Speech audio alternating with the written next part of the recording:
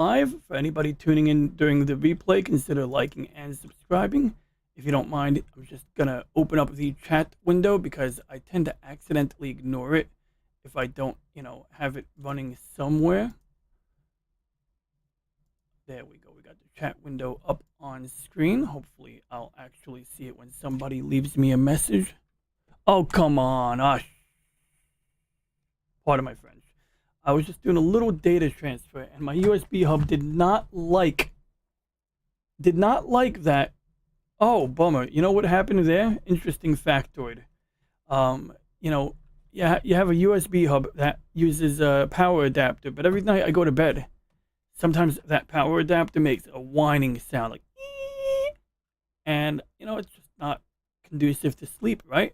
So I unplug the power adapter, and if I forget to plug that power adapter back in the following day, the USB hub will keep working, but if I start reaching the point where I'm using too much power, then it will, do weird stuff. And so you didn't hear the sound effects, but when I touch my USB hub just a little bit, oh, now it's not doing it, but it makes that sound. You know that sound of that one, yeah, dudunk, that sound. So I'm gonna just go and plug in supplemental power into my USB hub real quick, and I will be back.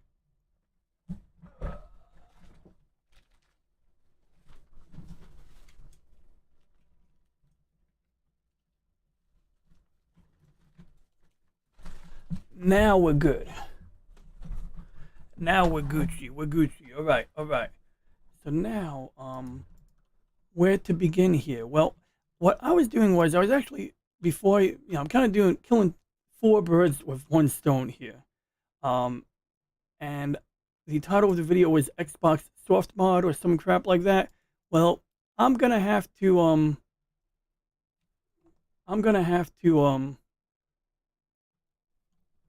just unplug this device. Now YouTube is yelling at me, saying YouTube is not receiving enough smooth video to maintain smooth streaming. So I don't know if that's actually true. I don't think it is. I think it's because my screen was blank. Hey, what's up, Keely Chow? How's the stream working? Is it working? Because I just got a little error message on my screen saying that it ain't smooth. See, it says not receiving enough data to maintain smooth video. I think it's lying. I think it's a conspiracy. I think it's out to get me. Now, jokes aside, I do think that it may be a false alarm. It could be the USB cable I was just finagling. But if it's working, it's working. All right, good. I think that was just the USB hub being a whiny little USB hub. You know how that be. Thanks for, giving the confirmation on that. So anyway, we're killing 2 birds with 1 stone. I was making a video to demonstrate how to set up a virtual audio cable, and now I just have to do the editing on it. But also, I wanted to do this Xbox thing because I made great progress where now I can mount the drive externally. I can copy data to it, and do what I need to do, because I did complete a soft mod with a 600 gig hard drive, but the Xbox I put it into had a busted DVD drive, so I couldn't rip additional games because I have a stack of games that I want to add to the drive, because apparently when I bought this Xbox on eBay preloaded with the soft mod, it had a 250 gig drive, and the guy who preloaded it must have stopped at like letter W. Basically, he did every game in alphabetical order and then stopped at like W because there wasn't enough room for additional games. Yeah, it's very weird that it's giving me that. It said green and it went back to yellow again. Okay, whatever. As long as it's working, right? So yeah, basically that happens. So luckily I do have some games on disc that I can rip, and then I can figure download some, buy some online on eBay or something. But I want to have a more complete Xbox library. I certainly don't want to have like A through W. I'd rather have Xbox games A through Z. And plus I didn't even have Lord of the Rings, so I'm ripping Lord of the Rings Episode 3. But to do that, well, let's see here. We were in the middle of copying games to the games directory, and it looks like the time was 8:25 when did I really interrupted that early? 1.92 gigs. We got a gigabyte. I love when people say gigabyte. They're like asking tech, for tech support. They're like, hey, do you recommend this computer? It's got 5 gigabyte. Let's see here now. So we got my loaded F drive and the games. Let's see, Burnout. That's an alright game. Let's see here if the gigabytes are the same. Okay, so we got that many gigabyte there. Made great progress on the video encoding endeavor, but now I really got to compare my video encoding to my friend's video encoding. Whoa. Whoa, how is that 16 gigabytes? I've never seen a 16 gigabyte Xbox game. How's that possible? I'm going to delete this because this got disrupted when I jiggled the USB cable. But is that really 16 gigabytes? I didn't even know you could have a 16 gig Xbox game. I must have highlighted the wrong thing. Okay. At least we know. Oh, the whole folder is 16 gigabytes. Okay. So anyway, we're just going to resume the copying and pasting. And I don't necessarily have to have every game on this drive to do my testing, but it's just much quicker to do the data transfer. So the progress we made was when formatting the hard drive for the Xbox, it's critical to select the bottom option, which of course I can't do right now because I will accidentally erase the wrong thing. So I'm going to leave that alone. But circling back, this is going to be pretty boring, I'll confess right here. I didn't really prepare to do anything fun right now, and I thought the data transfer was a bit more far along. So I'm just going to go and finish whipping up screenshots for the virtual audio cable real quick. Maybe I would play a game. I still haven't played the Hogwarts game yet. Alrighty, Windows snip. But we want to put this graphic here because a lot of people have trouble setting up the virtual audio cable because it's just very abstract. Man, everything's all over the place. Yeah, it's a very abstract app. And so we gotta have this here and this over here.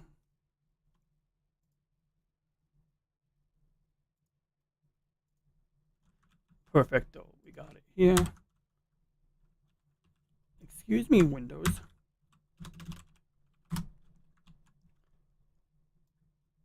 Yeah, but definitely with that weird error message,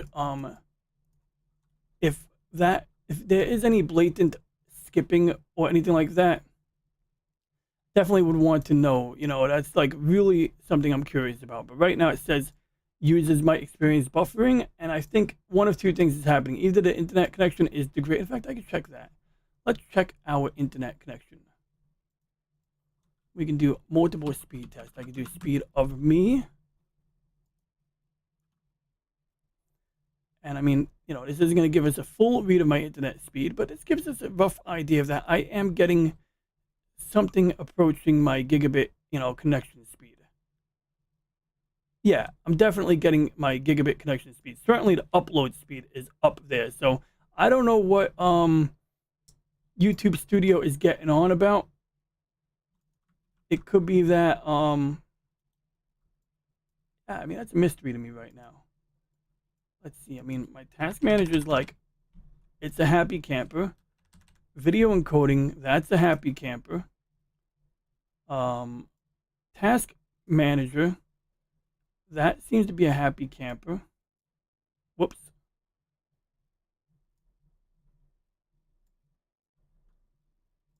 Why are my columns all screwed up? Why do I have 2 CPU columns here? Oh, GPU, that's why.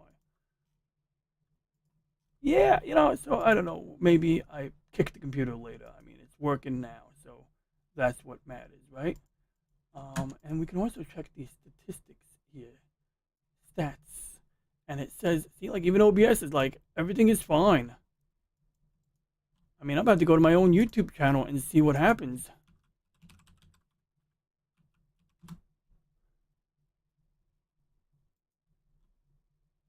Ooh, I have some YouTube comments.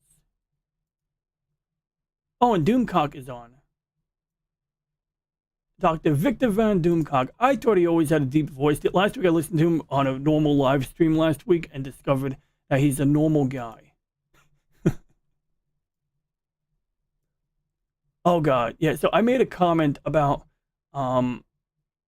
yeah, I probably shouldn't talk about that right now. Yeah, it got a lot of upvotes. All right, let's go back to my channel. I want to see, is my stream actually running? And I mean, it's working. Yeah, I mean, like you said, Keely Chow, if you're still tuned in, but it's okay if you're not. I mean, look, I'm at 1080p, full screen. I'm able to skip through the video. Sometimes, like, I've learned something about streaming.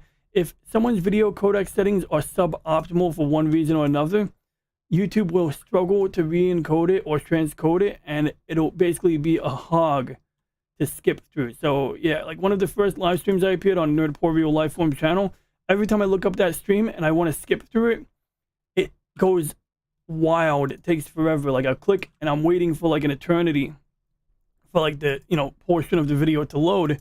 And I think at the time it was either the way StreamYard was set up or the way that Streamlabs OBS was set up. Whatever application was being used, something about the video codec was all gummied up. So, but right now we have the right bit rate. I mean, it's not telling me my bit rate's too high. That's usually the problem I have. It's usually that my bit rate is too high, so I have to lower it. Now it's saying my connection is excellent again. Yeah, it's got like a little log. It's going error, stream is healthy, error, stream is healthy every like 10 minutes. So, okay, I'll take the 50% good in conjunction with the 99.7% good listed over here as a good sign.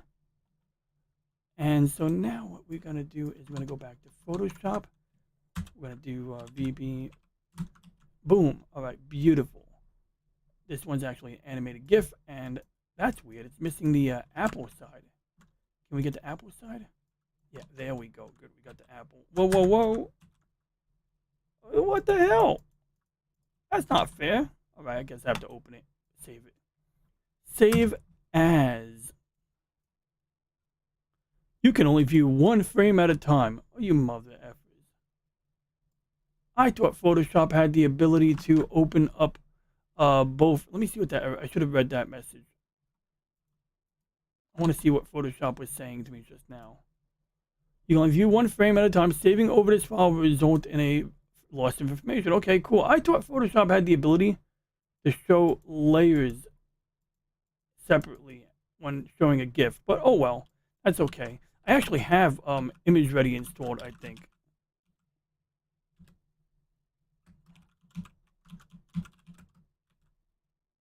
Yeah, there we go. Adobe Image Ready. This is actually how you can open up GIF files. It's like Photoshop, and you can actually make GIFs in Image Ready. If you ever need like an old-fashioned way to make an animated GIF, this is the application to do it.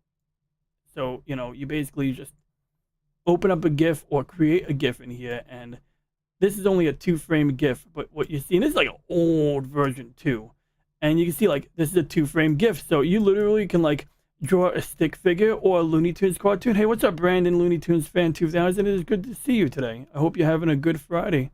So, you click on this button that says duplicate frame, and if this was a stick figure, in fact, we're going to draw a stick figure in a stick man. We're going to do a stick man. How about that? Yeah, let's do a stick man, all right?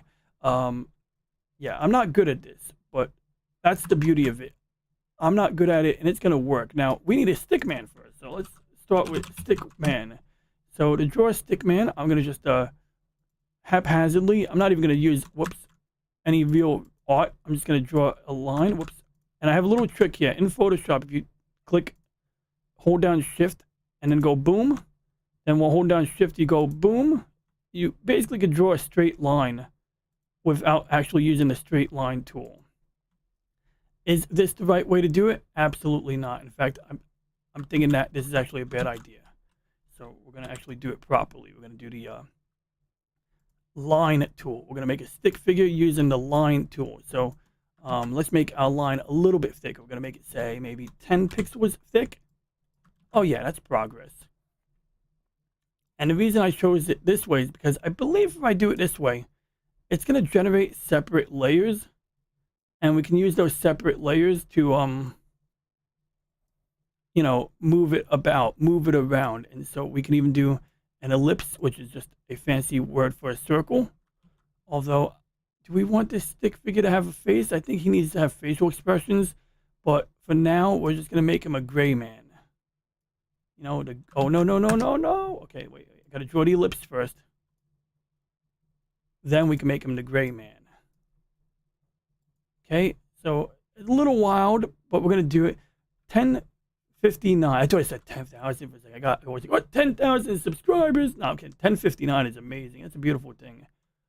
Congratulations. You keep, you know, you just keep going, man. You know, I mean, you got this.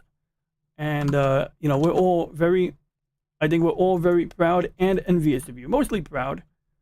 Envious too. No, I'm kidding. We're not really envious. Like, you know, I mean, like we're not jealous. You know, that jealousy is, I think, an unhealthy emotion. But we are, in a way, like some of us are like, you know, you know, amongst some of us, we're just like, this Brandon guy is killing it. You know what I mean? Like, you know, you got, you know, so many subs, and somehow you got that formula figured out. It's pretty cool. All right, so this is I forgot how to do this here. I think, you know what I have to do? I have to actually save the image. So we're gonna save the file and into this folder.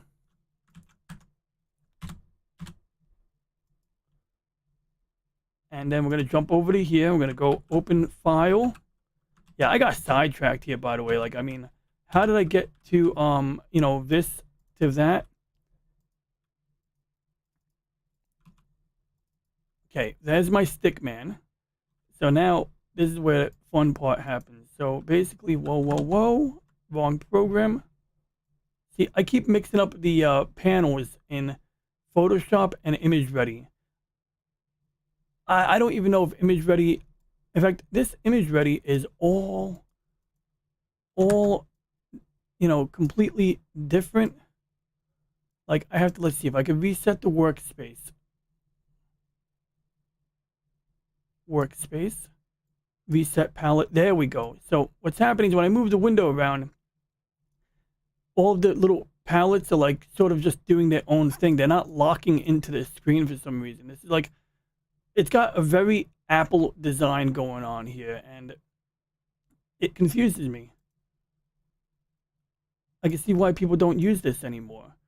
Okay, so anyway, if I'm understanding correctly, this layers panel, there we go. Okay, good, I got this. So now we duplicate this, and then what I do is I gotta select one of the layers. So if I have the arm over here, I can actually then use like the rotate. There we go. Free transform, Control T.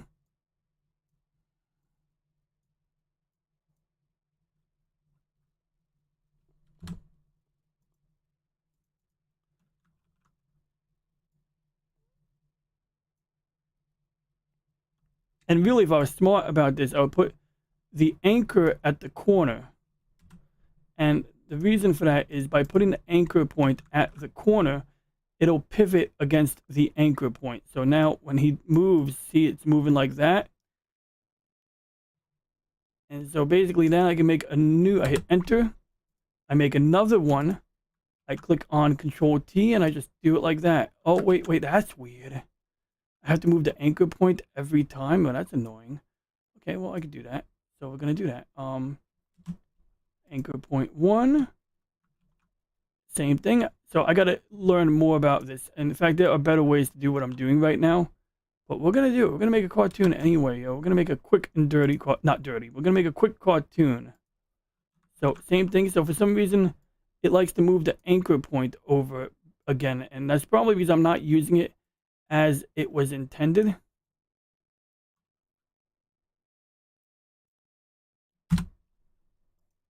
Talk about ADD. I mean, like, I got sidetracked here, yo. I mean, like, I just started doing this out of nowhere, like, just to showcase. So, just real quick example here. Oh, wait a second.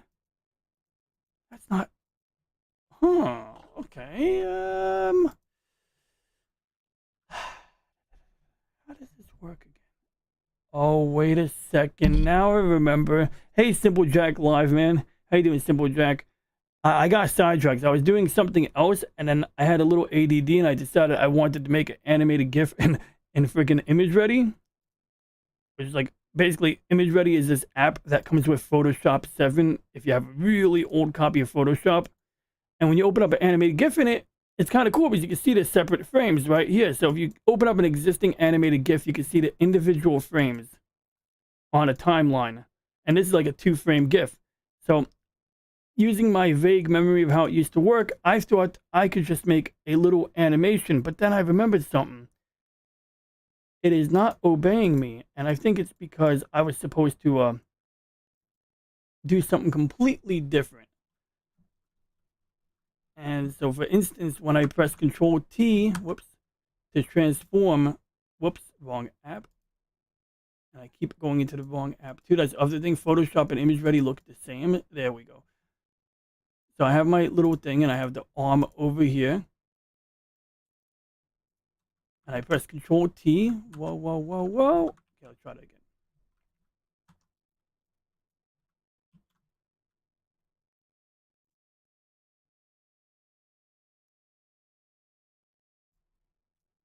Yeah, this program doesn't like me.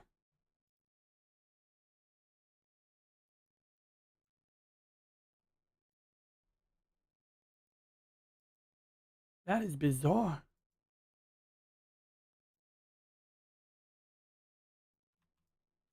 Oh, okay, I see what I did here.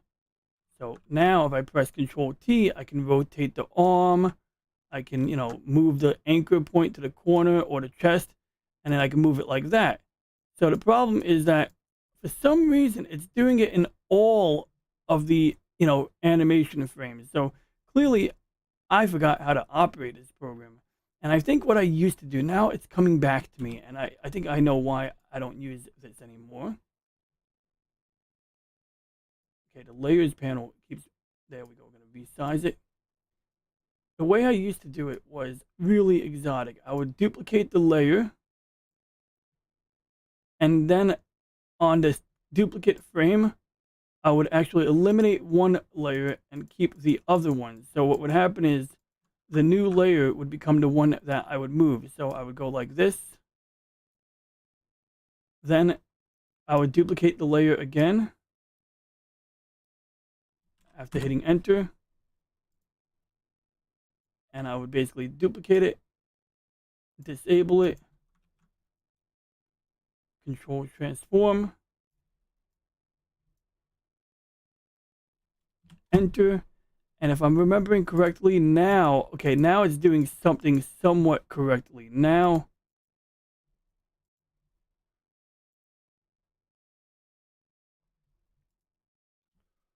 yeah, there it is. So basically it's like we would do 1, 2, 3. See, and you can basically move it, but the problem is it's very dependent on the layers. So maybe I'll watch a YouTube video from someone else and see how they do it. But let's get back to the subject at hand. So all I needed to do was extract a frame from an animated GIF, and this is the frame I need to extract because this is the Apple side. Because I'm making a video on how to use VB virtual audio cable,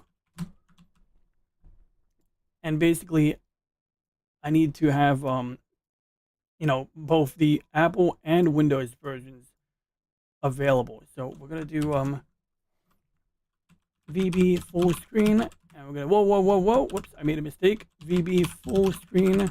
We got to do 1920 by 1080, and we could do either 72 or 96 dpi, which I don't know why it would make a difference on a display panel, but well, whatever, we're gonna do that.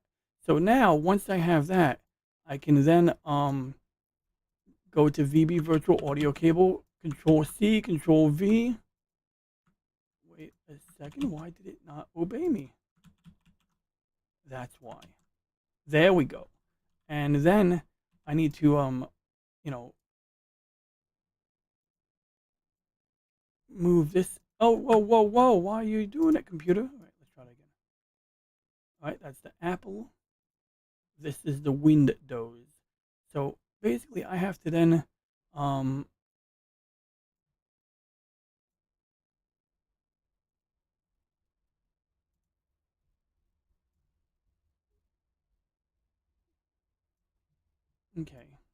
So that's the Apple and Windows. We're gonna call this side by side. Whoops, side by side. I have a little layer, and we're gonna just take both this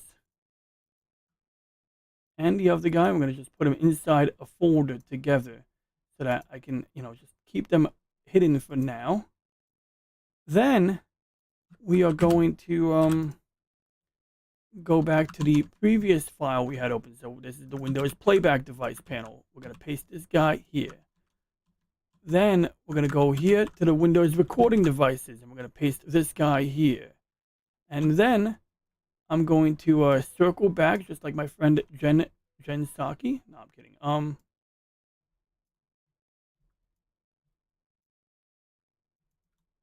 And we're going to literally illustrate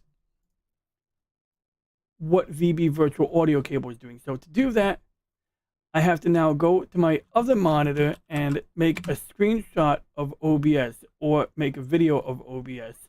I'm going to do a screenshot because that was my goal. So I got to actually right click on it. How do we do this? Oh, yeah, I remember. So I got to do, okay, we're going to do freeform snip window. That's interesting. I thought it's supposed to have the ability to do full screen snipping. I'm going to do a 3-second delay. So what I do is I click on my OBS window, and then it's going to... Okay, good. That was progress.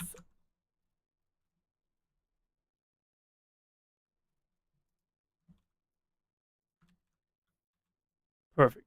All right.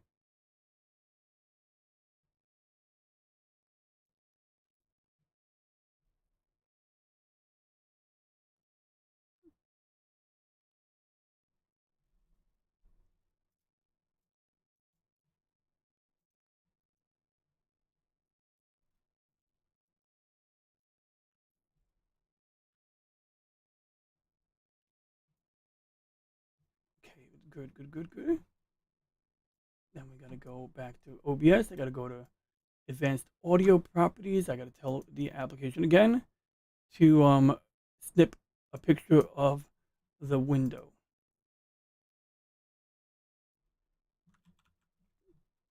Then I go back here. I copy paste it here.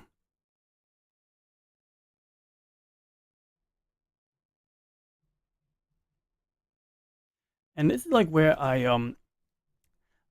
do these like really basic, like, graphical instructionals, like just something that's super straightforward, usually using a bright color, something that is visible to the human eye.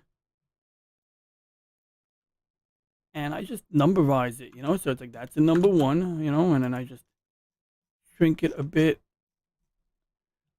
give it a little bit of a drop shadow after the fact so that now whenever it comes up, I can just duplicate this layer and it should have the right combination of shadow and maybe like an inner glow or an inner shadow or some kind of bevel, just something to like make it more visible. So what we have here is that, and then I need an arrow, and I mean, I could probably find an arrow shape in the palette here, but if it gives me a really hard time, yeah, that's an arrow. That's an arrow. I can live with that.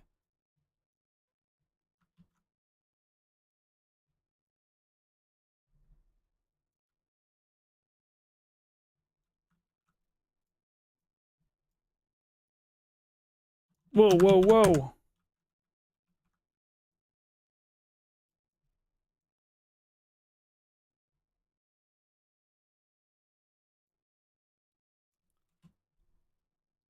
Okay, so basically this is step one. Step one. No. I didn't tell your computer to do that. Right click on the VU meter. Obviously, that's like ginormous, so we're going to just shrink that quite a bit.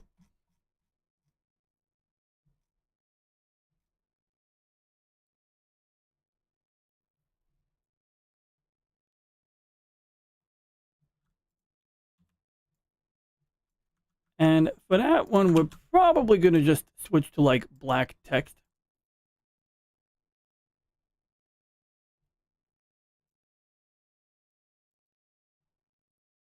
We still going to want the ability to utilize. Oh, that's not very.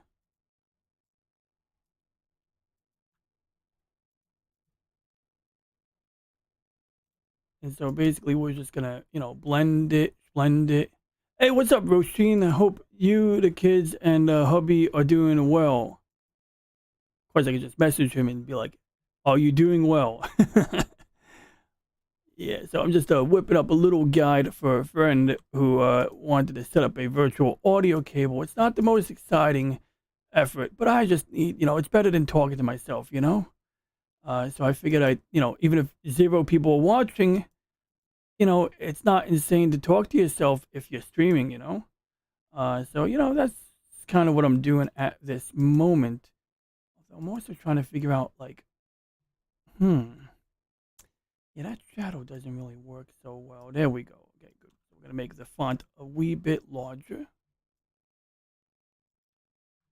Control A.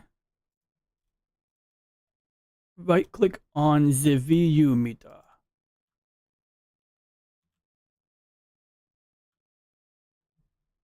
Okay. Man, it's very crowded here. I know what I'm going to do. We're going to like move this all to the down area. So I'm just going to highlight, and let me see here. Okay, so far so good.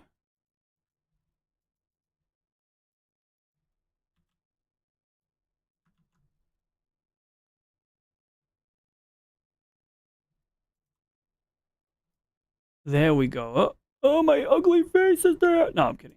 But I'm going to crop that because I need that to be cleaned up a little bit. So we're going to just expand and remove that. Then I'm going to do the rectangular marquee. Boy, actually, I can't cut off too much of the top. But now I'm decapitated. Oh, no. He's gone. The man has gotten his head cut off. Oh, no. What is he going to do? See, it's like what you can do when you're streaming. You can talk to yourself and say stupid shit. Jaffa Cree! Am I? Was I invited? Did I get an invite? Did I get an invitation, Roisin? I did not get an invitation signed or sealed. I mean, like, you got postal mail and you didn't send me an invite. Even Chris Bullard sent me a card when her baby was born. No, I'm kidding. Yeah, I haven't heard from Chris Bullard in years. I mean, I see her on Facebook. She's a sweetheart. But, like, I remember she did send me, the picture. I remember her son's middle name was Lennon, like John Lennon, the Beatle, right?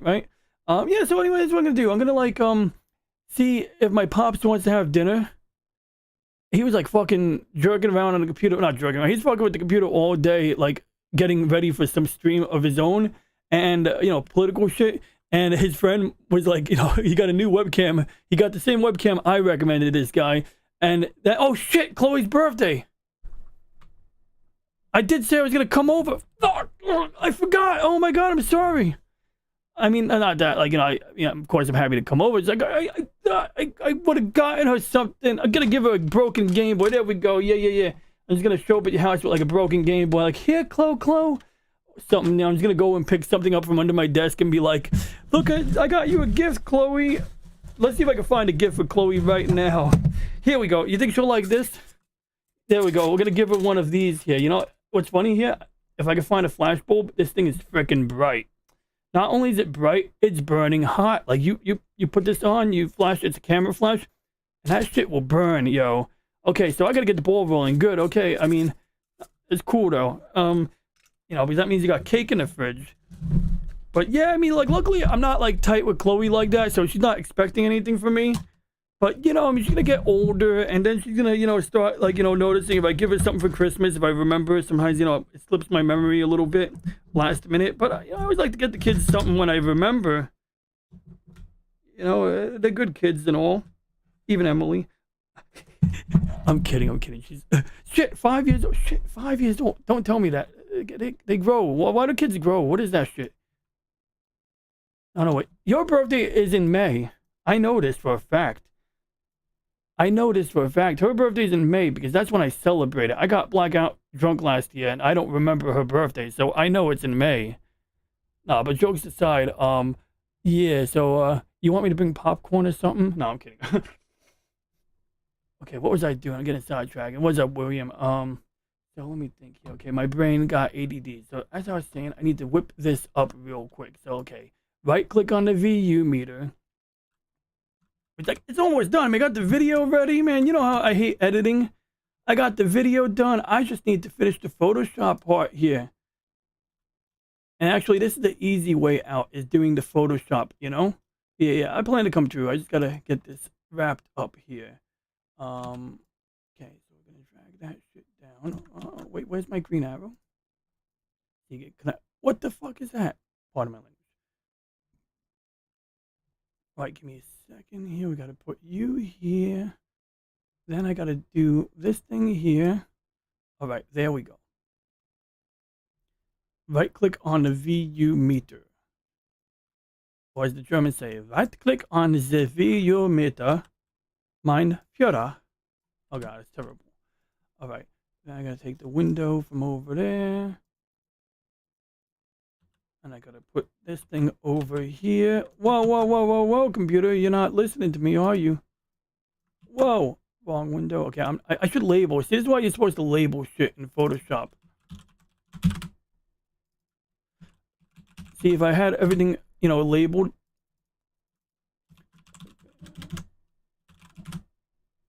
See, I'm labeling it now because otherwise I will lose track. OBS bottom. Okay, good. I think that's sufficiently labeled here. Arrow 1. Okay, good. You know, and you can put all this crap in the folders too. I should really do that.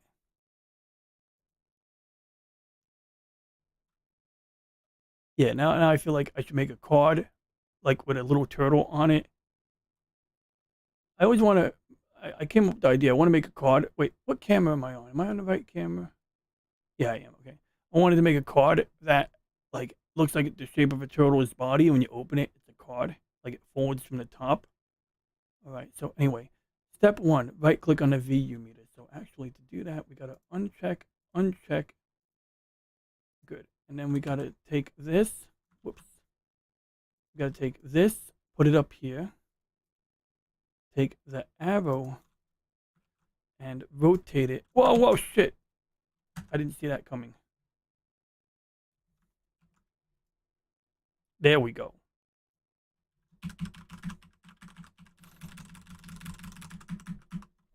We're just going to stretch the arrow, and the person whom this is destined for, they'll just, you know, they'll figure it out. They'll know what I'm trying to tell.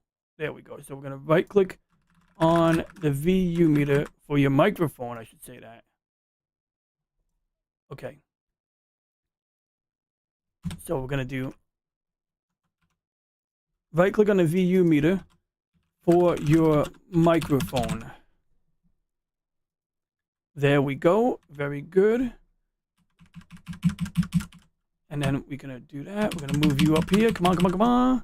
Faster computer. Or faster mouse pointer. Okay. Then numero 2 is going to be like it's like a comic strip at this point. Okay. Advanced audio properties. You're going to go over here. Oh, shit. Pardon my language. All right. And then we got to take a second arrow. So it's going to copy pasta this arrow here and bring them down here. And then trans this arrow here. And then we're going to point here. Boom. And then I could tell the text box now to, let's just copy the text so we don't have to work as hard. Okay, duplicate text layer. I'm going to call this numero 2. I'm going to put that there. Then we're going to do that. Yeah, so my dad's friend was doing green screen, and we told the guy, okay, you got to turn on the green screen checkbox and then do it like this. And then he does the opposite, and then I come into the room while my dad's like talking him through it, and I say, wait, did he do the thing that we told him to do? No, I'm doing it like this. I'm like, well, do it like this, asshole. And then finally he did it. He's like, oh, it works much better. Yeah, I told you so. So anyway, and my dad's like, yeah, the guy drives him nuts. So let's see here. Okay, that was the one over here.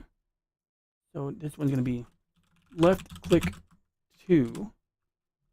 And then we'll do that one. And we're going to take the arrow and this together. Whoops.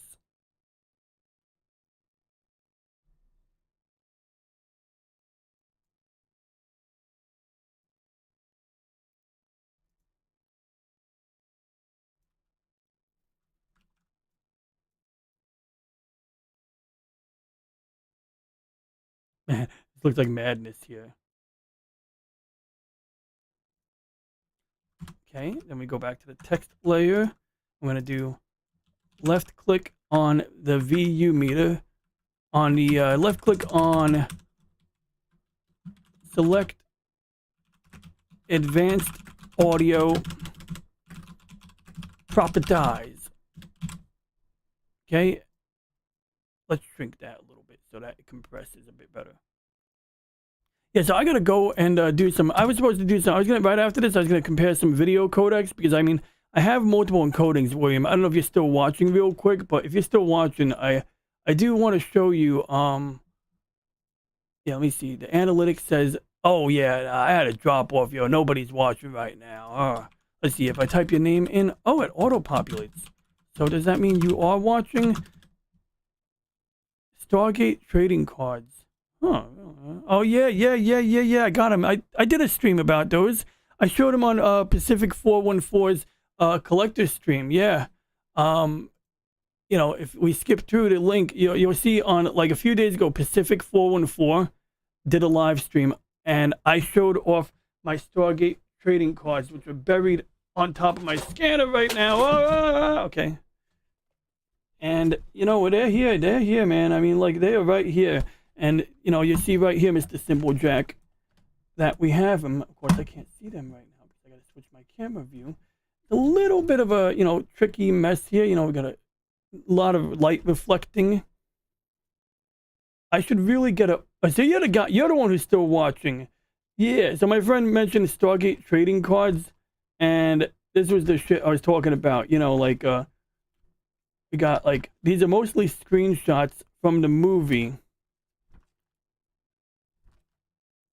And I think there is a way to get, like, some of the collectible cards more easily. Pops, who was doing a stream with Mike, you know, the other day when we were doing a collector's stream, he mentioned, you know, that there is a way to reach out to people who would have, like, you know, cards that are already collated, basically, so that I don't have to just buy mystery boxes of cards and figure out what's what. Because I bought, like, 4 packs of cards at Retropalooza, and then freaking, like, you know, a box of 36 packs. So a total of 40 packs of cards, and I only got 1 chromium card. It's a nice chromium card, but I only got 1. So, you know, if I want more of these, I can buy them for 15 bucks each, but if I get them, like, collated from somebody, I may be able to get what I need at a more reasonable price. So he's like, you know, it's not a big deal to me, but it's like, I would like to have, you know, that. And then if we go here, like, you know, these are just straight trading cards. This isn't part of an actual card game, although there is an exception to that. There is actually a game. It's not like, you know, obviously it's not to the level of Pokemon cards, but there is a bit of a game to this. So, I mean, well, number one, somewhere in here, there's a few specialized cards. These here are like widescreen, you know, screenshots. So, you know, you can see like it got like the Stargate branding down here. And these are like above, you know, quality, higher quality, you know, cards than the rest of them. Otherwise, there's like this one card where it's Catherine Langford in a piece of shit car from the 40s. Well, it's not a piece of shit. It's probably a nice car for the 40s. Hey, this card comes up multiple times in multiple packs. Well, not multiple times in a pack, but it comes up. But now for the game, there are 2 games. Oh, this is backwards. That's why it was upside down. There's 2 games to this. The first game is this one here, right? Oh, Maron. That is the first game. I'm sure, yeah, I whipped out the Stargate. Yo, I whipped up the Stargate card. I whipped out the Stargate cards. Quick. So yeah, the first part is the game here where you gotta like put together the puzzle pieces of the cover stones. And anybody who's seen the movie, you know, the original Stargate movie, will know about the cover stones that Daniel Jackson had to decipher to figure out the symbols in the middle so that they could dial the gate for the first time. And apparently you can mail these back to the company or some crazy business like that and enter in the sweepstakes or whatever the heck it is. Secondly are the video game cards. Now, these actually correspond to the Super Nintendo game that I was playing on my Steam Deck on a SNES emulator a couple of weeks ago. And there's also a Game Boy game, and you have to dial the actual gate. You have to operate the dial home device, and it's kind of impossible to do the gate dialing without these cards. I mean, I'm sure it's possible, but these cards apparently, like, the games, they clearly, like, colluded to sell the video game and these cards so that you would have to buy multiple packs of cards. They even included lists in some of their decks telling you, like, what cards are out there. Checklist number 2, checklist number 1. I don't know if there's a checklist number 3, but like, yeah, like, so you get these cards, they give you tips like how to hold the gun or how to fly the Death Glider or, how to kill Ra, how to prevent Ra from killing you, or whoever his Horus Guard's name is. And of course, dialing the gate on a Game Boy. But as you were saying, if you're building a set, rumors are the cards you need. Rumors are buy the cards you need. Don't keep trying with buying packs. Yeah, apparently that's what Pops said. That's literally what Pops said during the collector's stream. He said just get the cards that you need. Oh, or no, he didn't say it like that, but he basically said that in so many words. And like, he didn't give me an exact clue on who to reach out to, but he suggested there are channels to go through in order to get the cards that you need. So that was interesting. And he, he's the kind of guy who would know about that sort of thing. So I certainly would take his word for it. Okay, so now this hard drive is prepped. So I know I'm getting sidetracked here. I still got to finish this for a friend, but I want to get to this Xbox hard drive real quick. So, whoops, my mistake. We have, the drive was mounted, and I copied a few games to it. Let's see, open the X drive. And basically, if I install this in a physical Xbox, this will work. Do I want to copy more games? Maybe, maybe not. Let's see here. Okay, so this was the loaded F drive here. And it looks like it got everything up to dead or alive. I can always cancel it mid-transfer, but what do we have here? Well, we got games, we have emulators, and we got homebrew. The homebrew is only like 2 gigs worth of stuff. And then the emulators are like, where the action is at, right?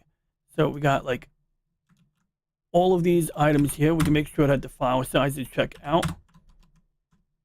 And you can see here that they most likely do. And it's funny because the Xbox hard drive that this had was a 250 gig drive in one of these Xboxes. It was noisy and it generated a lot of residual heat. This drive is a bit more modern and mature. It's a bit more, considerably less noisy. I also had a 1 terabyte drive that was like really slim. Like, when 1 terabyte drives were new, they would be on the thick side. But as, higher capacity drives come out, the 1 terabyte drive will get thinner. So if you look at like a late model 1 terabyte drive or a more recent one, there will actually be like, it'll be thinner. There will be like holes in the bottom basically, or like little, like almost like supports.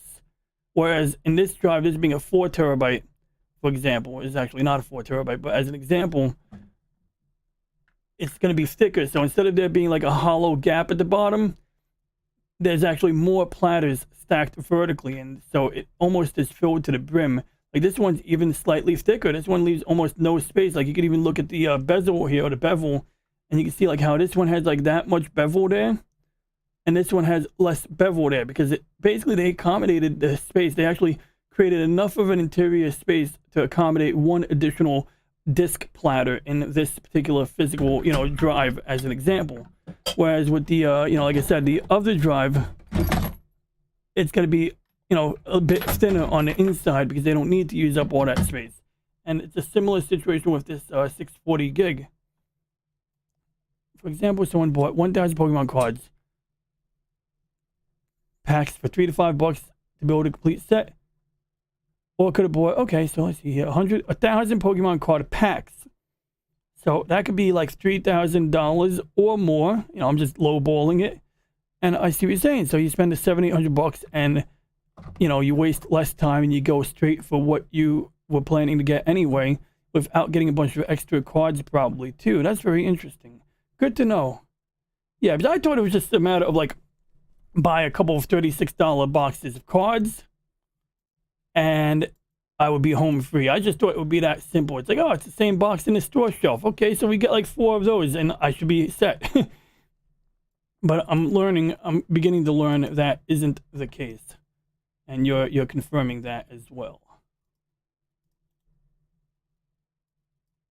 Yeah, so I could upload some of this stuff by FTP, but let's just make sure that, you know, we can see it, you know. So I'm going to just pick a game like Descent.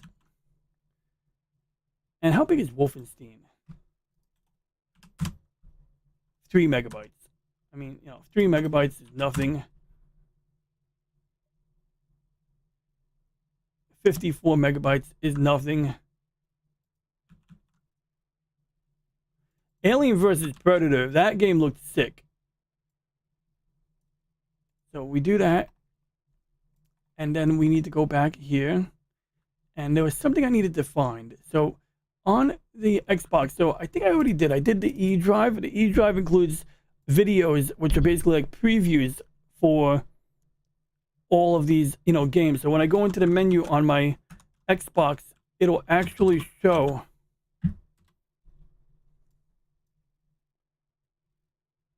a video preview of the game. There it is. So apparently that's interesting. I didn't know that's how it did it. So it actually becomes a full screen. So because the menu will just have a list. So it's actually playing a video for the whole background. So normally you go into this menu and you have a still image for the background. But then the minute you select a game, apparently it's making a full screen video. Okay, that makes sense. That's good to know. So I can replace these videos as long as the resolution matches with my own custom video if I wanted to. But I gotta say, it was a pretty clever soft mod. And basically, we're talking about a 720p video. It's using like a lower bit rate or something. You know, it's not gonna be like super fancy. I think we can even see like what we're talking about here. Yeah, like 700 kilobits per second. 12 megabits per second. Something like that. Well, it's not that much, whatever it is. In fact, this video is barely playing. There we go. Now it's playing.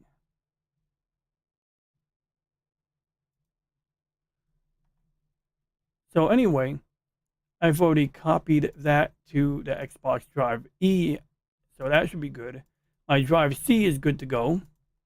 And Drive F is sufficiently loaded that we probably don't need to do much. But the important thing is the encrypted part. Where the heck did I put that? Because that's going to be the part. There we go. We need this backup here when we're ready to put the drive into the Xbox. So once we're ready to, quote, lock the drive, that is going to be where it is at. So we can let that transfer run a little bit while I finish up my Photoshop here. But I appreciate that knowledge, Simple Jack. That is good to know for when I get ready to complete my collection. Now, how do I do this? We're going to do...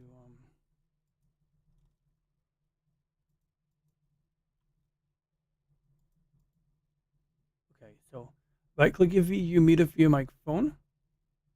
Then select Advanced Audio Properties from the menu.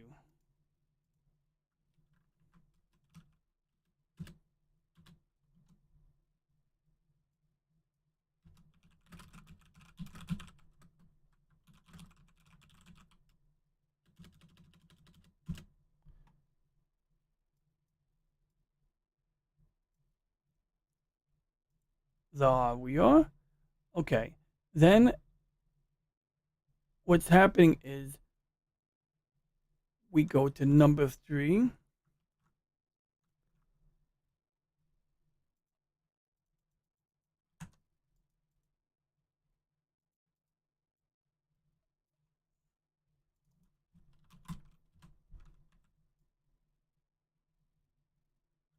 Oh, that's all.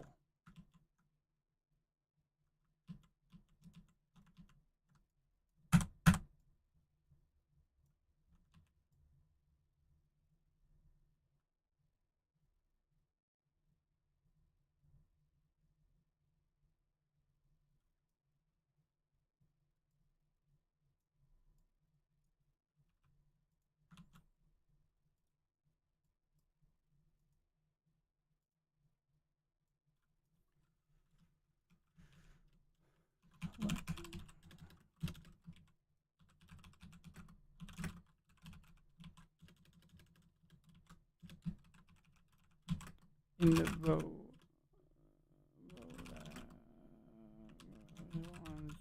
Your microphone.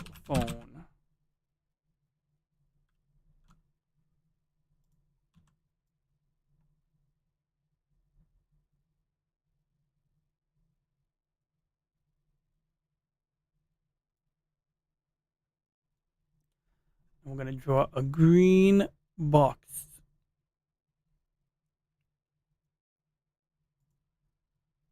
Green box. Whoops. We want a hollow box.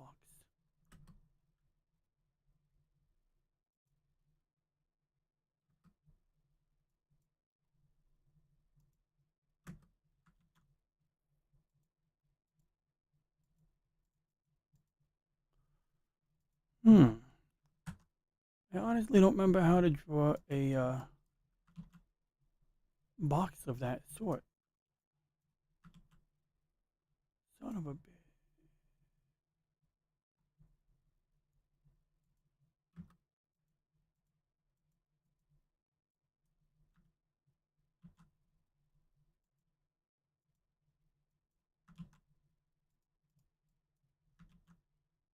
Whatever, I'm just going to draw an actual line. So we're going to do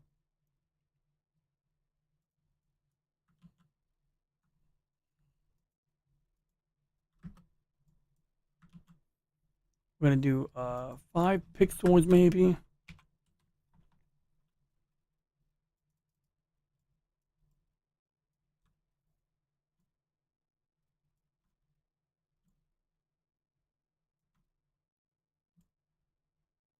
There's so much that this doesn't even cover. Okay, good. So now that's going to be number 3, I believe. So we're going to just do highlight number 3, move it over.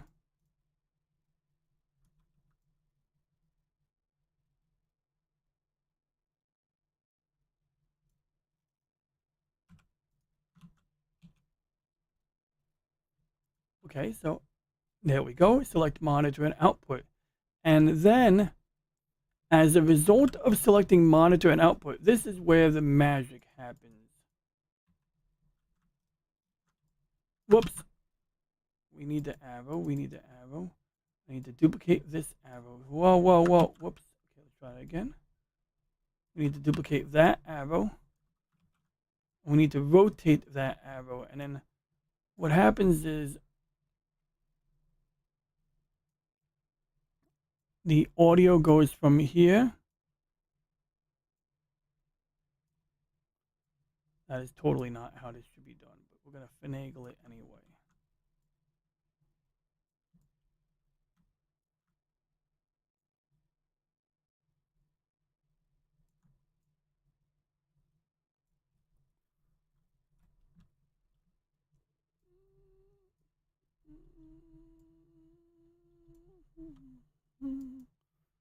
So this is where the things get really weird. It was going to get far out. Okay, let's see here. We're going to do...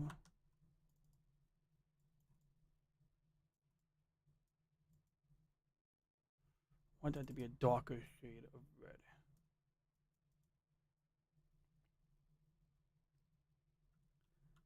Okay, so this is getting pretty straightforward now. Oh, no, no, no. Computer, don't do that.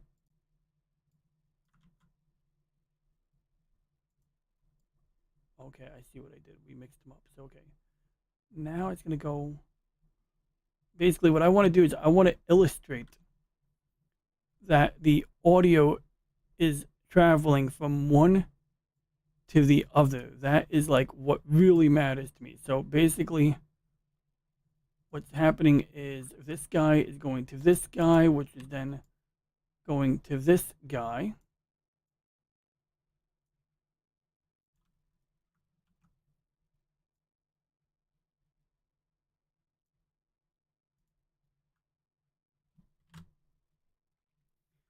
And then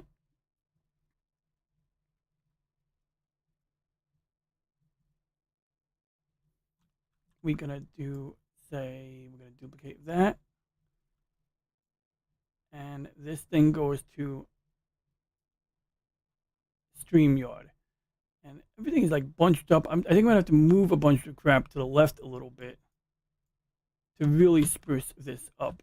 Oh my god, I never saved my document. Okay, I'm glad I saved it now. That would have sucked if I lost the document. It's happened to me before. It'd be a real bummer when that sort of thing happens, you know? Okay, so now, yeah, it's very cramped on this screen right now, but we're going to try to make this work. Okay, good. So we're going to just move this over a wee bit to the left.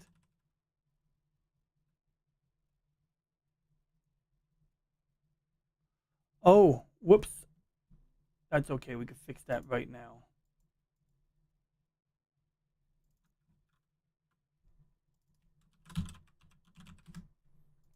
We need to get rid of this. Whoops, not wrong option. We need to get rid of that. And we need to find the recording tab. There we go. Now we got it. See? Playback, recording. And then, last but not least, we need to demonstrate how it shows up in StreamYard. So we're going to go to StreamYard.com. Whoa, whoa, whoa, whoa. Okay. And we're going to just do the part where you enter the studio. And we're going to do the Phil Collins song, Studio, all night long, Studio. I'm sorry, I can't sing. I shouldn't be singing.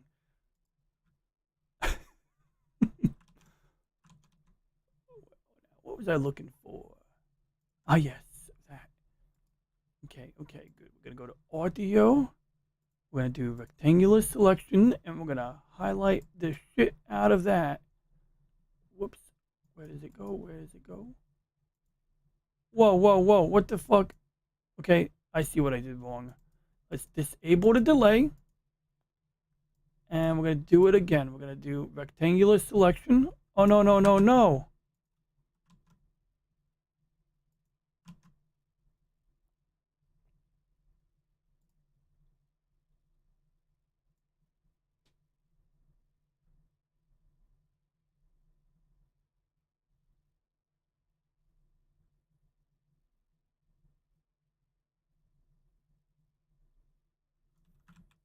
See, what I want to do is I want to really quickly truncate this.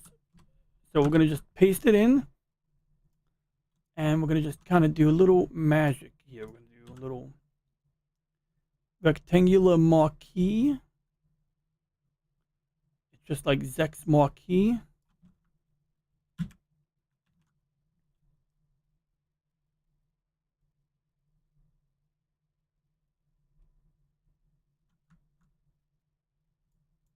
And then I need to get me a StreamYard logo real quick. And I could probably just copy the image, right? Okay, let's copy the image. Oh, that's ugly. That is so ugly. I don't have time to figure out why that is, and we're not going to figure out why. Instead, we're just going to take a quick screenshot of the StreamYard birdie, ducky, quack, quack. Yeah, all right. There we go.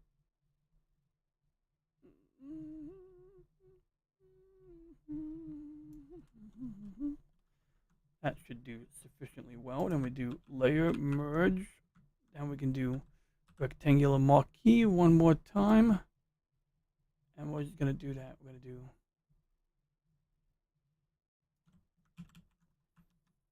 and then we go back to my my Photoshop document.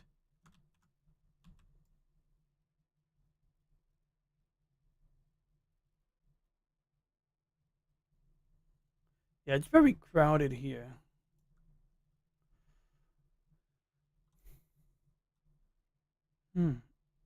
Maybe I can rotate the little arrow.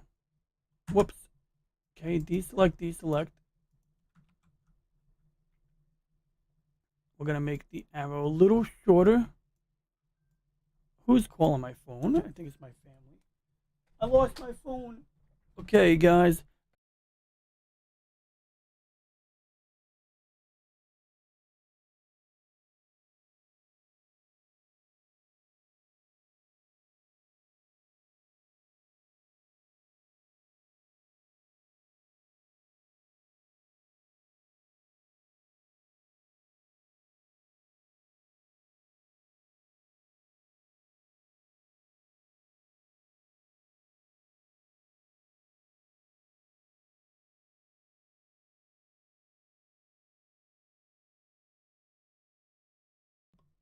Alrighty, good. I'm making plans for dinner right now.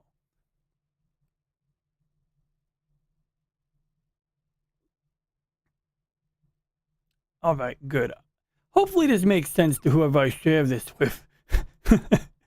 You know, it's a little more convoluted than even, you know, that suits my taste. I mean, I try my best to spell it out, like, in such a way that if I was looking at it and, you know, I know that sometimes I can get lost by looking at directions, I want to idiot proof it, you know? And I mean, not really idiot proof it, but just mean like, you know, sometimes people, they assume people know more than they do, and then they skip over like a critical step. So at this point, the way it's set up, it says step 1, right click on the VU meter in OBS. Oh, see, that's like a step that matters. So, OBS. All right, there we go.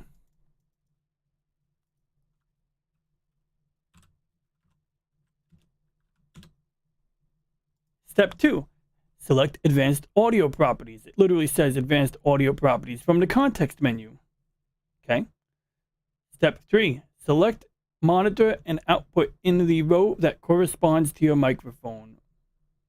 Okay. Okay, let's see here. As for, I guess if I'm explaining this on video, it won't be an issue. So that's what we're going to do. We're going to save this as a PNG 24-bit. I'm going to save it to this folder. So I'm going to copy the path, even though I should probably be a little more, you know, organized about it. We're just going to do it like that. And then we can close out the StreamYard. We can keep that thingamajig running. We can close this out. And we got to go to DaVinci, Leonardo da Vinci Resolve. No, I'm kidding. It's DaVinci Resolve. And I got to go to my new OBS files. And we're just going to highlight these two. Now, I pray that the audio problem that I had before is not there, because I kept having this problem where OBS would mute my audio when I was playing with this, you know, making this tutorial. But we're going to wing it, because I made a video that should require minimal editing, basically. Like, I've already put it together. The big deal is somewhere at the end here, I do have to, like, I clip it up a little bit, because the way I conclude the video. But we already have everything we need. I'm trying to remember how I did this.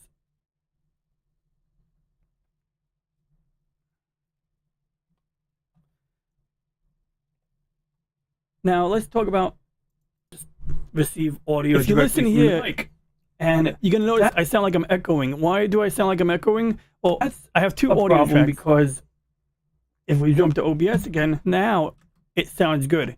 So basically the way I have, you know, OBS set up is all of my audio devices go to one track, combined audio track, track 1. Wait, am I on the right screen? Yeah. And then my microphone is on its own, all alone on track 2. And the reason I do that is, let's say I forget to, like, you know, do something, like I forget to unmute track 4 and I'm playing over the HDMI, then at least I have a backup audio track. Basically, it's like my backup audio track. So anytime I forget to, unmute a specific audio track, this is a way of like giving me a backup track. Or if, let's say, my microphone accidentally fell off the grid, I would still have this audio track. So it's just another way to have a backup. Now, the reason I don't use the main audio track up here and I separate everything is because if I didn't, I would have the problem of whatchamacallit. I would have the problem of not being able to independently adjust the volume on that track. And obviously that's no good. So, having separate audio tracks allow you to independently adjust the volume. So now I'm trying to remember how I did this here. Alrighty, we're going to do a quick demonstration of VB audio virtual. Alrighty. Alright, I'm going to record a video real quick, a brand new video. That's okay, William. Oh. Got it. But yeah, I did it. ESG cards real quick. My dad just walked me there. This guy's dinner right now. Okay, so anyway, we're gonna do something real quick here. So I may have to record a video, but we're gonna use this picture. And so what I should do is I should find that picture. Oh, come on. F:// I don't even remember what folder I saved it to. Okay, let's see here. It's going to say right here. It's in this folder. So good. We're going to copy this folder here. We're going to paste it here. And we're going to take this, put it here. And we're going to add it to here. So if I highlight everything and I shuffle this to the right, then I take the picture that I just had. Where's that big picture? Oh, crud. Uh-oh. Ah, here it is.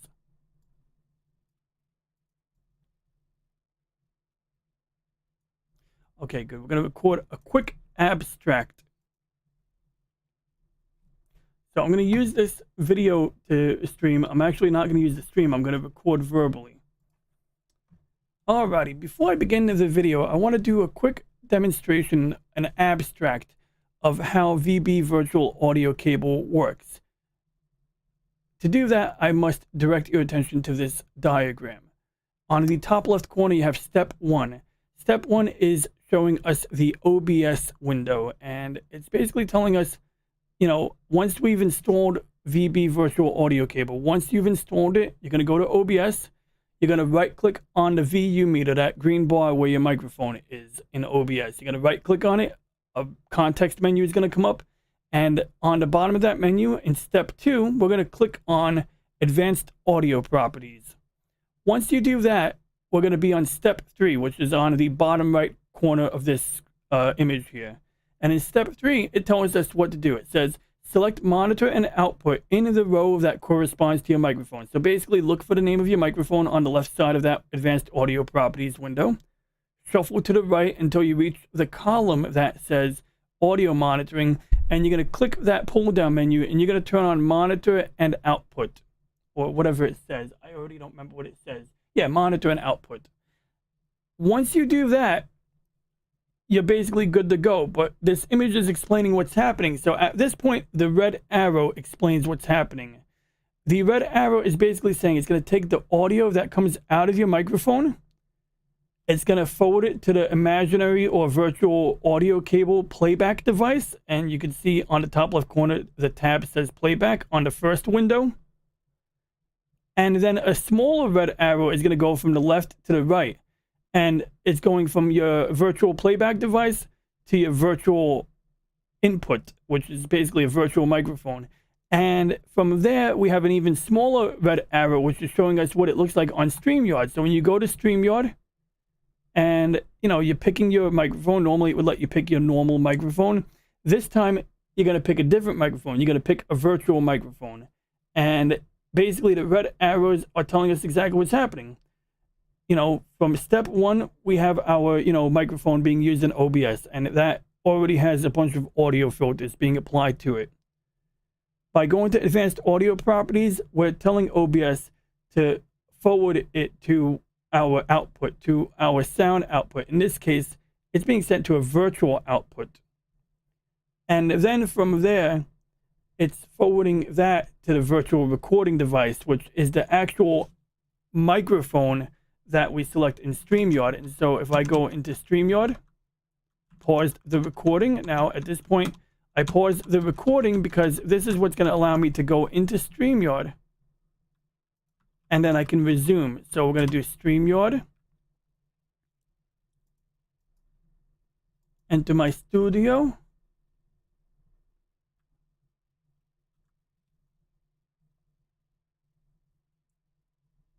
And so basically the picture we're looking at is representing this. So now when I click on settings and I go to audio, that is what we're looking at in the final step after step 3 in the photograph.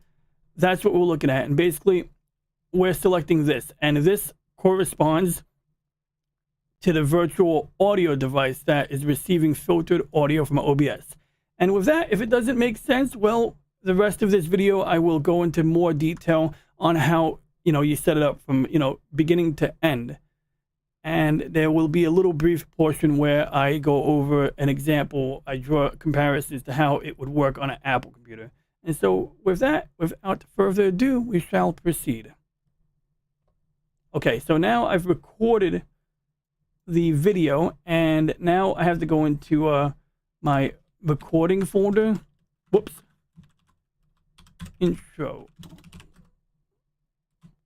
We rename this, and we're going to drag and drop it into Open Broadcast Studio like this. And we're going to go and, whoops. We're going to put, whoa, no, wrong, oh shit. Pardon my language. Oh, I see, I didn't have the arrow selected. Okay. Very, very straightforward. So now, basically what's going on here is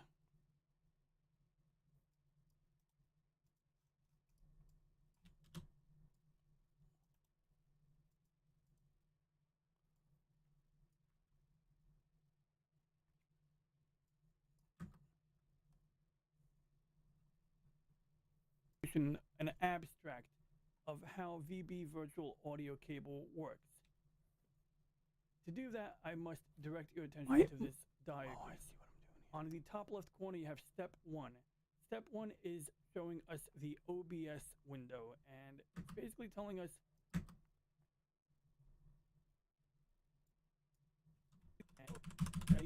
you have step 1. Step your attention to this diagram. Okay, so now we're gonna fade in, and so to do that, how do I do that? I should know how to do that. I think it's under Effects, Video Transitions, and we're gonna do like one of the dissolves. Like we'll try maybe additive dissolve. Ooh, it did not like that. DaVinci's all like, yeah, no.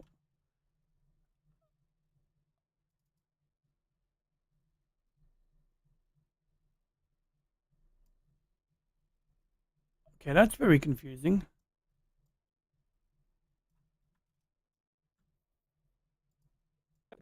Oh, there it is. I see it now. Diagram. On the top left corner, you have step 1.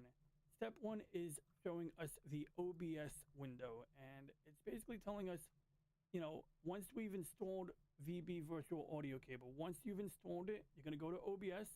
You're going to right click on the VU meter, that green bar where your microphone is in OBS. You're going to right click on it. A context menu is going to come up.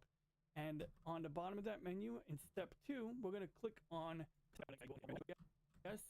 You're going to right click on the VU.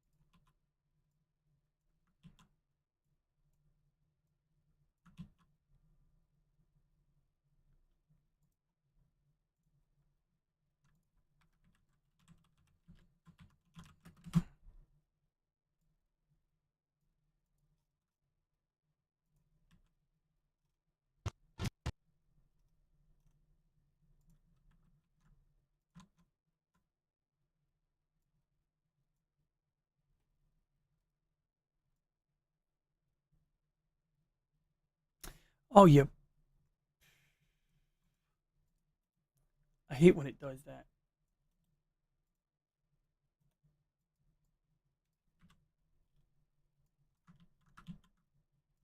You got to be careful in DaVinci when you're doing. Oh, I'm not on the right screen. You got to be careful in DaVinci when you're deleting audio tracks. To that green bar where your microphone is in OBS. You got to right click on it. A context menu is going to come up, and right click on it. A context menu is going to come up. To that green bar where your microphone is in OBS. You got to right click on it.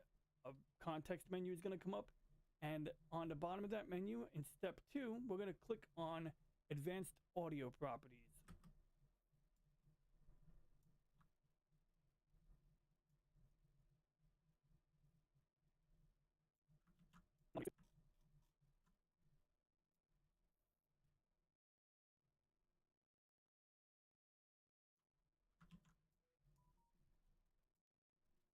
Now, I don't know if this is supposed to actually overlap both audio tracks, but I was trying to get it to do a cross dissolve. Advanced audio property.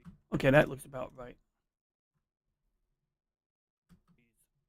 Once you do that, we're going to be on step 3, which is on the bottom right corner of this image here.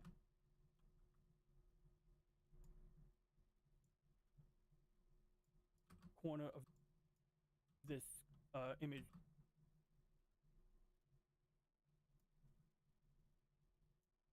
Is on the bottom right corner of this image here. And in step 3, it tells us what to do. It says select monitor.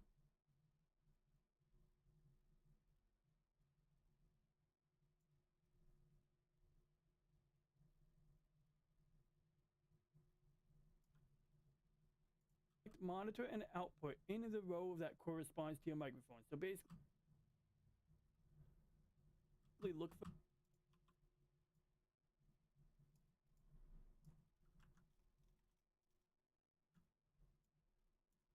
for the name of your microphone.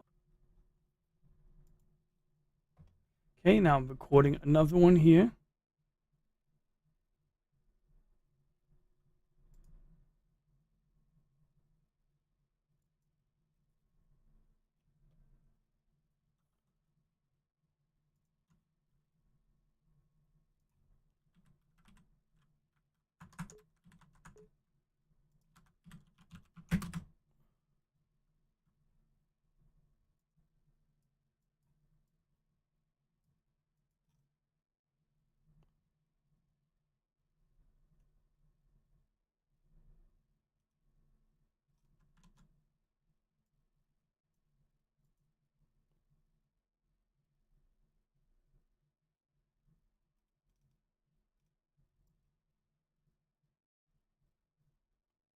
Yes, I gotta be careful. Whoops, I keep forgetting to switch. I gotta be careful here. I gotta make sure I don't accidentally delete the wrong audio tracks when I'm doing this, because it's very easy to do that if you don't use ripple delete. On the left side of that advanced audio properties window,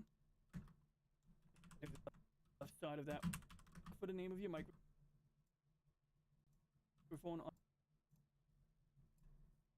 on the left side of that advanced audio properties window. Shuffle to the right.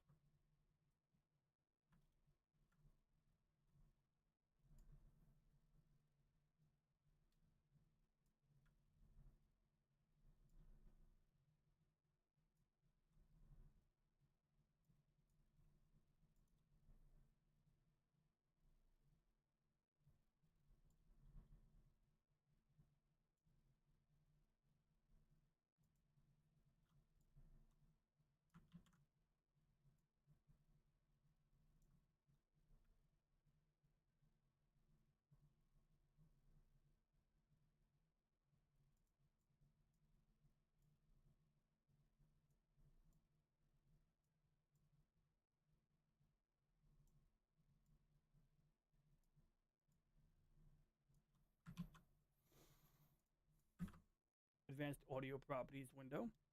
shuffle to the right until you reach the column that says audio monitoring, and you're going to click that pull down menu, and you're going to turn on until you reach the column that says audio monitoring, and you're going to click that pull down menu, and you're going to turn on monitor advanced audio properties when monitor and output and output, and you're going to click that pull down menu, and you're going to turn on monitor and output, or whatever it says. I already don't remember what it says. It says I already put or, and you're going to turn on monitor and output.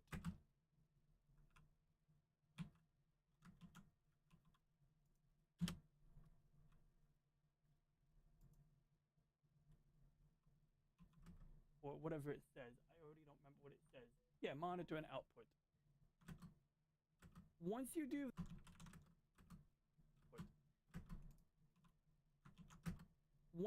that, once an output.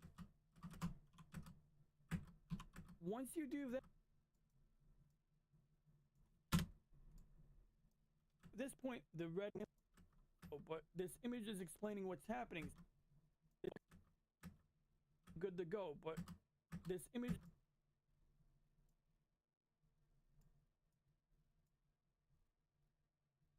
is explaining what's happening. So at this point, the red arrow explains what's happening. The red arrow is basically saying it's going to take the audio that comes out of your microphone. It's going to forward it to the imaginary or virtual audio cable playback device. And you can see on the top left corner, the tab says playback on the first window. And then a smaller red arrow is going to go from the left to the right. And it's going from your virtual playback device to your virtual input, which is basically a virtual microphone. And from there, we have an even smaller red arrow, which is showing us what it looks like on StreamYard. So when you go to StreamYard and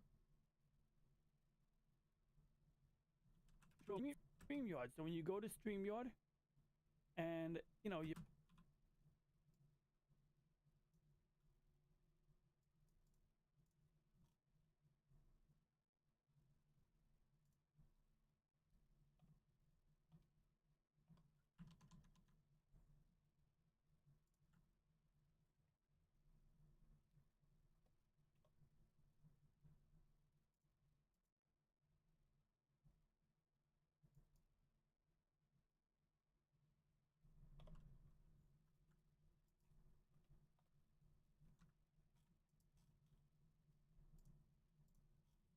oh, wait. Okay, good. I got it.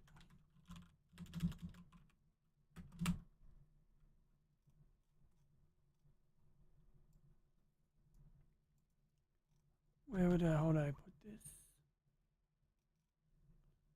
StreamYard. All right, there it is. Oh, no. See, it wants to keep subverting my audio track. Says you got to watch out for the ripple. All right, there we go. You're picking your microphone. Normally, it would let you pick your normal microphone. This time, you're going to pick a different microphone. You're going to pick a virtual microphone.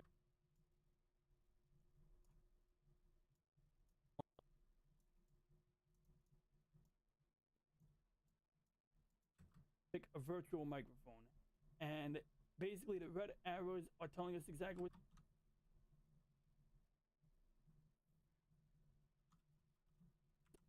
Are telling us exactly what's happening.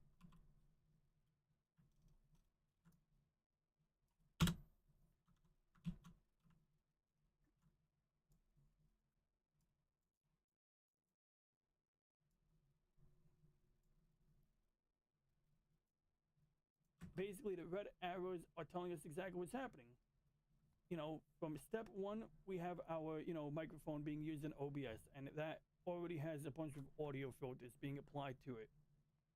By going to advanced audio properties, we're telling OBS. Well, I think we did it. Forward it to our output, to our sound output. In this case, it's being sent to a virtual output. And then from there, it's forwarding that to the virtual recording device, which is the actual microphone that we select in StreamYard. And so if I go into StreamYard, and so basically the picture we're looking at is representing this. So now when I click on settings and I go to audio, that is what we're looking at in the final step after step 3 in the photograph. That's what we're looking at. And basically we're selecting this, and this corresponds to the virtual audio device that is a virtual microphone. After step 3,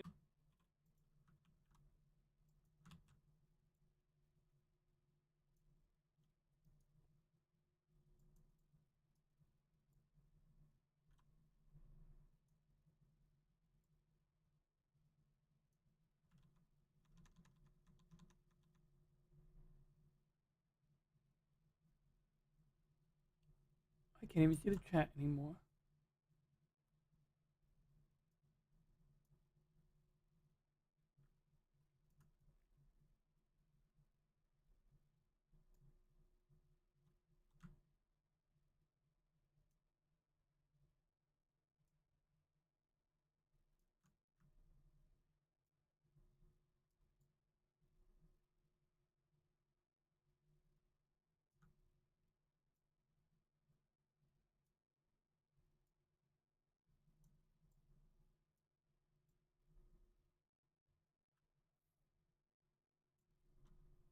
Audio device that is receiving filtered audio from OBS.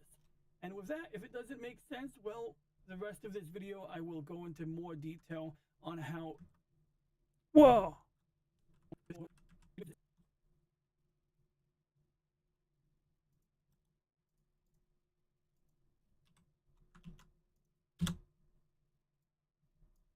it make sense? Well, the rest of this. The rest of it. Well, the rest.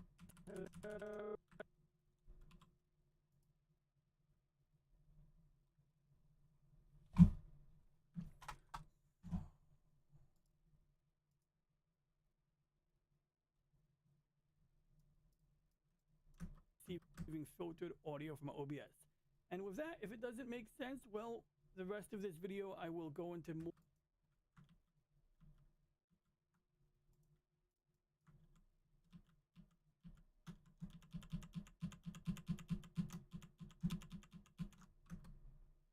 To the virtual audio device that is receiving filtered audio from OBS.